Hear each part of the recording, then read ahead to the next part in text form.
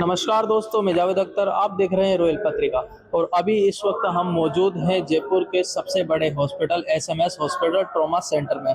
जैसा कि आप सभी को पता है, ट्रॉमा सेंटर के अंदर कभी ना कभी कोई ना कोई घटनाएं यहाँ पर होती रहती है। जैसे कि पहले देखा गया था कि पहले आग लगी, फिर उसके बाद में आईसीयू के अंदर यहाँ पर पानी भर गया, फिर उसके बाद में दोबारा से शॉर्ट सर्किट हुआ और दोबारा से आग लगी। हम आपको दिखाते हैं कि आप देख सकते हो ये दीवारें हैं, ये काम चल रहा है। और आप देख सकते हो पानी जो है दीवारों में से जो है ऊपर से पानी यहाँ पर नीचे टपकता हुआ आपको दिखाई देगा। ये पॉलीट्रोमा आईसीयू सेंटर है, इसी के अंदर इससे पिछली बार जो है वो पानी भरा था। सर, ये क्या पूरा मामला है, इसके बारे में बताइए। जो कल पानी भरा उसको लेकर ट्रॉमा सेंटर में हाल ही में ऊपरी छत के ऊपर नए एक ओटी कॉम्प्लेक्स का निर्माण होने जा रहा है। नए ओटी कॉम्प्लेक्स का निर्माण पीडब्ल्यूडी द्वारा किया जा रहा है। उस समय कल सुबह जो ओटी के वहाँ जो छत के पिलर है, उन पिलरों के साइड में से कुछ पानी का रिसाव हुआ और पानी का रिसाव होके जो नीचे सेकंड फ्लोर के ऊपर ओटी का जो वेटिंग एरिया है, जहाँ प्री ऑपरेटिव जहाँ रहते हैं मरीज, उस जगह पानी का रिसाव आया। उस रिसाव का जो ही नोटिस में आते ही पीडब्ल्यूडी को इन्फॉर्म कर दिया गया। हमारे ओटी के जो इंचार्जेस और नर्सिंग स्टाफ और हमारा ट्रॉमा का अन्य अधिकारी जो सुपरवाइजर रूम है, उन सब ने मिलकर उस पानी के रिसाव को साफ कर दिया।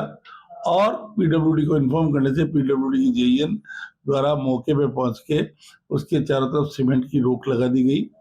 वहाँ जो प्री वेटिंग एरिया के अंदर पानी का रिसाव आया, उससे वहाँ जो मरीज ऑपरेशन से पहले काफी देर तक जो वेटिंग में रहते हैं उनको रखा जाता है, उनको कंसर्निंग वार्ड में भेज दिया गया, ताकि जो ही ऑपरेशन के लिए उनको बुलाना होता डायरेक्ट उनको वार्ड से बुला गया। इससे किसी भी तरह का मरीजों को कोई नुकसान नहीं हुआ। मरीजों की कोई किसी तरह के मरीजों की कोई ऑपरेशन नहीं टले। परिजनों का कहना है कि डॉक्टरों ने उनसे बदतमीजी करी। डॉक्टरों ने ये आप प्रथम व्यक्ति हैं जो इस तरह की मिथ्याजनक बात का प्रश्न पूछ रहे हैं। पेशेंटों के साथ किसी तरह की कोई बातचीत का ताल्लुकात ही नहीं हुआ। अगर किसी भी जगह प्री वेटिंग एरिया जिसका ओटी से बिल्कुल दूर है, वहां पे अगर पानी आ गया तो पानी का उसको पोछा मार के पानी का निकास करवा दिया गया वापस, तो उसमें पेशेंटों को वापस वार्डों में पहुंचा दिया गया, ताकि जो ही उनका नंबर आने पे उनको वार्ड बॉय के जरिए बुला लिया गया। सर, एक पेशेंट था दोसा का, उसका जो है ना उसकी सर्जरी वगैरह होनी थी, तो 1 बजे का उसका टाइम था, उसको 7 बज गए, 5 से 7 बज गए। इसमें इतनी दिक्कत क्यों है, उसके बारे में कुछ बताइए। इससे संबंधित नहीं है। कई बार मरीज का ऑपरेशन होते हुए अगर कोई टेक्निकल रीजन से या उसका ऑपरेशन लंबा चल जाता है, पहले वाला ऑपरेशन लंबा चला जाता है, तो उसकी वजह से हमारे यहाँ जितनी टेबलें हमारे को अवेलेबल है, हमारे जो ट्रीटिंग डॉक्टर सर्जन्स हैं, उन पे कार्य लगातार जारी रहता है। आम आदमी के नोटिस में आता है कि हमारे को अनावश्यक रूप से वेटिंग में करा जा रहा है। ऐसा नहीं है। जो ही मरीज का टेबल खाली होती है मरीज से, दूसरे पेशेंट को शिफ्ट करके ऑपरेशन के लिए ले लिया जाता है। इससे पहले भी आगजनी हुई, पानी भरा, जब वो पानी भरा था उस टाइम पे भी ये जो सूचना हुई थी।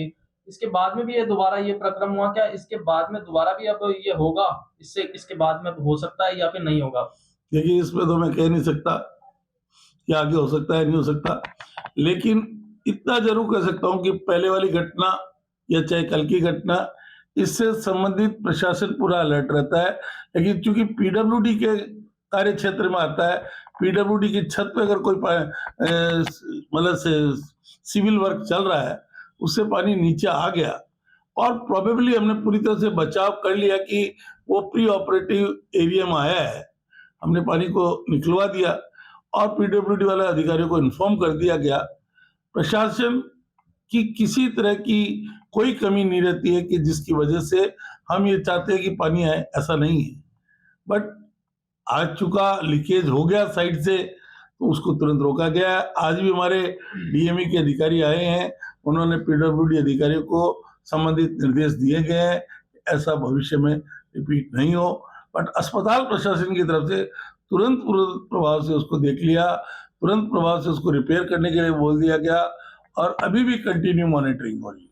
सर इसका जिम्मेदार कौन है? क्योंकि ये तो जिम्मेदार तो देखिए राज्य में इतना सक्षम अधिकारी नहीं हूँ कि मैं किसी पे कोई गलती जिम्मेदारी दूं, बट ये जरूर है कि जो रिसाव हुआ भगवान की वजह से, मान लीजिए प्री ऑपरेटिव वार्ड में हुआ, जिसकी वजह से न तो ऑपरेशन टले न किसी का नुकसान हुआ, और इससे संबंधित पीडब्ल्यूडी को इन्फॉर्म कर दिया गया। तो भविष्य में इस तरह की घटना रिपीट न हो, इसका और विशेष रूप से ध्यान रखा जाए। जैसा कि आपने सुना उपाध्यक्ष जगदीश मोदी का क्या कहना है। अब जानते हैं, जो भी आपने अभी तक जो वीडियो के अंदर देखा, जगह जगह पर जो है यहाँ से दीवारों पर से जो है पानी रिसकता नजर आ रहा है। इसमें हॉस्पिटल जो है, इतना बड़ा हॉस्पिटल है, इसकी ऐसी हालत क्यों है? आखिर प्रशासन की गलती है, स्टाफ की गलती है, या किसकी गलती है? पीडब्ल्यू डिपार्टमेंट जो है उसकी गलती है। इससे पहले जो है वो भी यहाँ पर पानी भरा था, उस टाइम पे भी कहा गया था कि भाई हमने पीडब्ल्यूडी को बता दिया है, पीडब्ल्यूडी ने ये जो है सारा चीज सही कर दी है, लेकिन उसके बावजूद दोबारा जो है ये हादसा देखने को मिला।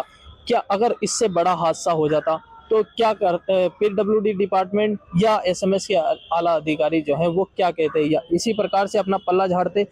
आए दिन जो है इतने बड़े हॉस्पिटल में ऐसी घटनाएं होना क्या उचित है?